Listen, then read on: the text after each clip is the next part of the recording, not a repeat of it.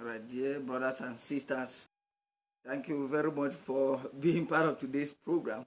Again, we are always here together and we'll keep on doing what we have been assigned to do by God to keep moralizing, educating, informing, sensitizing, and of course, impacting our people. Brother Collins, you are welcome. Thank you, man of God. My privilege to be here. All right, well, let's look at marriage today. Marriage was instituted by God. It has dignity and respect. Even though we know that marriage has been adulterated. If a man marry a man, because today the definition of marriage is that a man marry anything. Yeah. Because people get married to dog, married to pig, married to a tree. I'm telling you. Man marry man, woman marry woman, which is an adulteration of marriage. Now the essential part of this program today is looking at what is happening that marriages today, they don't stay again. People marry for 2 weeks, marry for 1 month. The same person you went for the marriage ceremony, you ask tomorrow, how is madam? Saying a long story. I'm telling you. A story that cannot be cut short. So what is happening? Man of God, I think... is it that people get married, they don't know what they are involving into? I really do think so. So many people get married not knowing what they are involving themselves into. And so many people get married following what they see, following their expectations, following the quest of their hunger, like what they expect of life. I think that most marriages are breaking because of the motive behind the opposite partner getting married to that person. Maybe you got married to the man because you think he had money. And the man had looked at you and verified about you. For us men, before you get married to a lady, you do inquiries. Men don't just walk up to a lady that I love you, I want to marry you. They do inquiries. They go at the background and find out about you. They even meet close friends of the ladies and ask so many things about you. So if they discover that you like, but the man doesn't have a good car, live in a good house, and so on and so forth, and she truly loves you and want to get married to you, most men do that. Some even say is not a believer, does not go to church. Many men go to church because they want to get married. And after the marriage, the reason why they were going to church, they have achieved it. So they have to go back to their old ways. Most women get married to men not actually looking at what marriage is properly built on. They go for weddings. Could it they even prepare be themselves for weddings, not only for marriage? But could it be that we that will really get married today, we are not even committed to the marriage? Because any little thing, men just send girls away. And then also this issue of people following a lot, having numerous boyfriends for getting married, do you know it contribute to this? Yes, I really think it contributes. Because when you have, because God expected us to marry as virgin, so that you don't have numerous experience. You go and before you got married, you have slept with more than 30 men. They don't have the same manhood. That's it.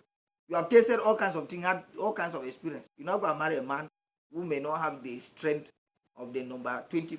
That's it. And then you start thinking about that person. You may go back again to your former person. That's it. And this issue of people getting married and still having a lot of boyfriends and girlfriends outside is causing devastation to many homes. Even having children outside again. I'm telling you. And then how do we expect marriage to be sustained? I'm telling you. It become a little bit difficult. Become a little bit challenging. It's like tolerance to is not in marriage again. Our parents suffered in their marriage for us, the children. But today, girls don't have time. Not at all. Even men, some abandon the lady with the children and go away. Yes. They don't have them time. Yes. I think our couples for today, like you talk about tolerance, couples for today don't have that spirit of tolerance. The little thing, the little negative habit that manifests in the house, they don't have that spirit to endure. They just want to quit. You see men staying off their responsibilities simply because the woman is rude. You see so many women depriving their men, from sex just because the man failed to give money or money for our upkeep. or money to do her hair. Mm. I don't know whether you got married but to be doing your hair, or you got married to be responsible. Most marriages nowadays, in the vow of marriage, many of them do take the vow for better, for worse. But I think couples, this our youthful generation of today, they want but for better, but for better. Anything that is manifesting as if it is not working, they are not there, they are already out. That's why you see them keeping a lot of relationships. And when the other partners start discovering issues like that, they used to say, "We know they put egg for one basket." that is it. meaning that a time is coming where they will adopt another law, as some people are adopting, homosexual and so on, and they are getting married. It means there will come a time that they will adopt another law that a woman can get married to two men. Yes, I think that a time will come when people will openly cheat. Yes.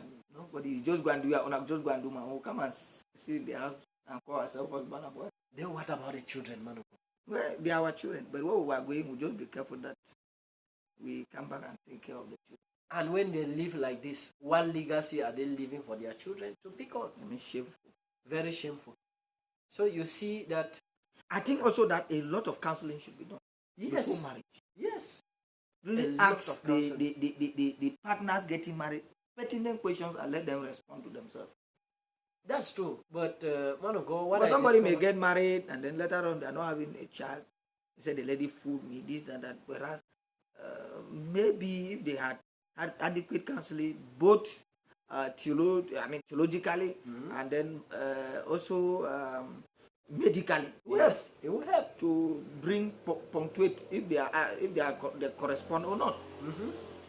You know, when people are carried by emotion, and that's why we have a lot of sex before marriage. That is it. Because they first of all eat their cake and hope to have it again. That is it. Man of God, what I think that has ushered so many youths into marriages that finally break out at the end is, I discovered that they are so inquisitive. When they engage in a relationship and things are good, no matter how much they advise them, some don't take to advice. They just believe in what they see at the moment. They believe in the fame, they believe in the pleasures, they believe in the leisures, and so on. And most of these have had the sex even before the marriage. And that is why you see many at times they cannot even control their emotions. Their thoughts are already driven to that direction. And they feel that that is destiny.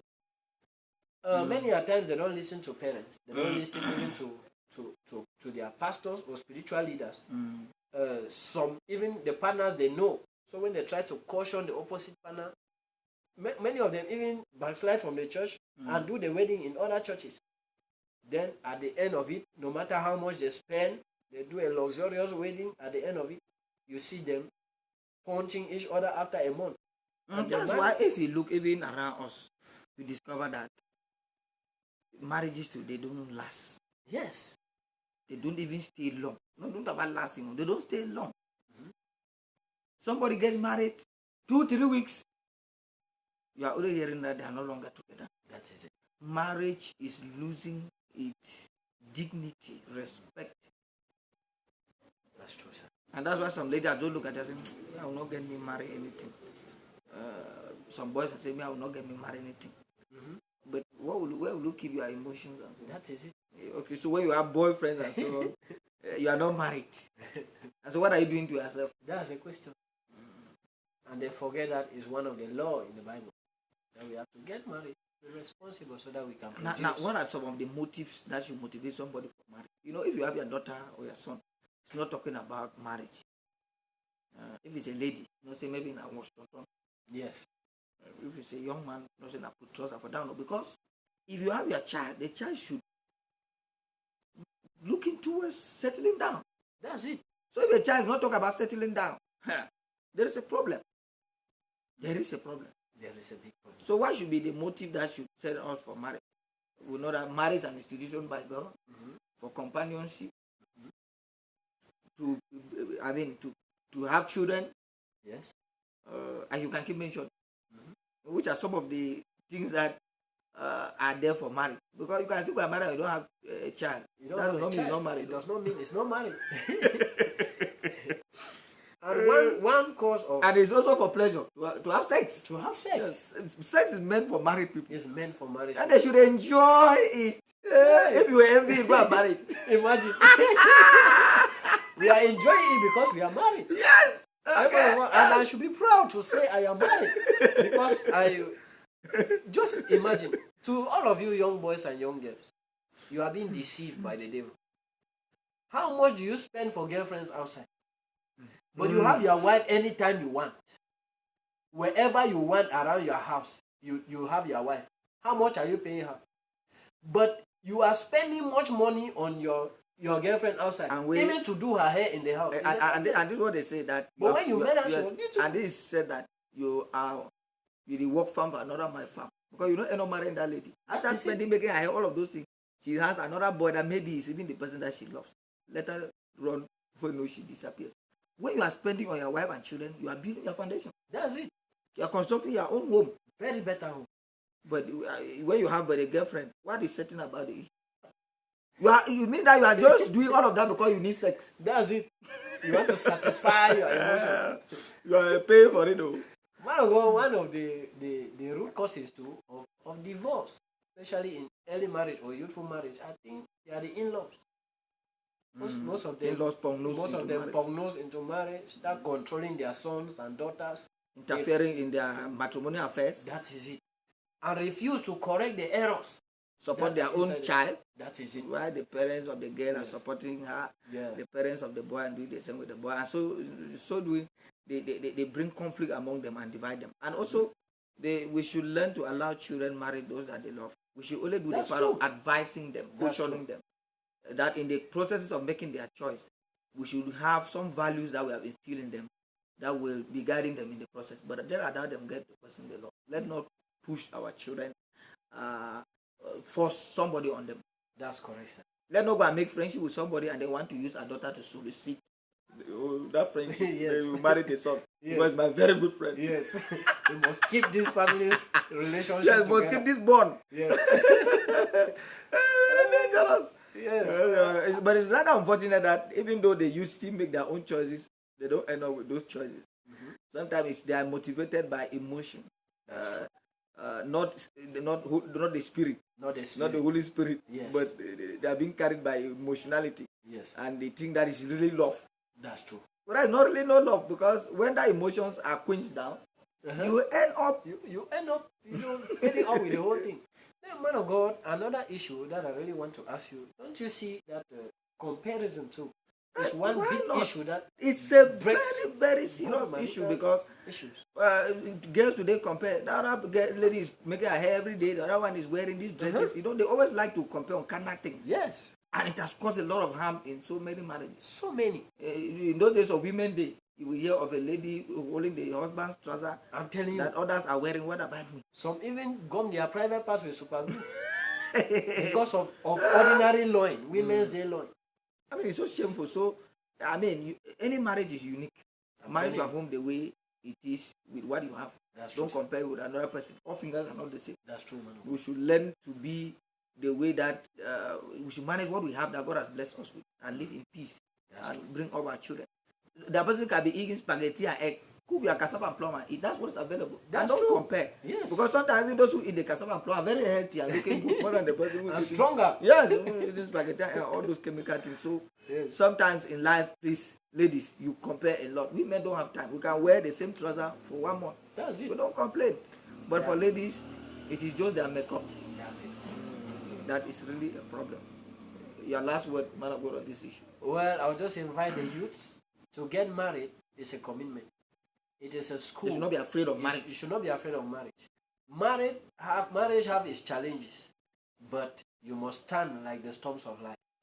As you go to school and you can manage everything that concerns the school body, so too can you manage your marital home. The same way you manage your life, you can manage your marital life. So there is nothing difficult in marriage. Just believe in yourself, believe in your spouse, believe in the reason why you are to get married, especially on the specification of the Bible. Then you shall run your home with peace. Be satisfied with what you have. and God will add more to it. Thank you all very much for being part of the program. God bless you as you listen.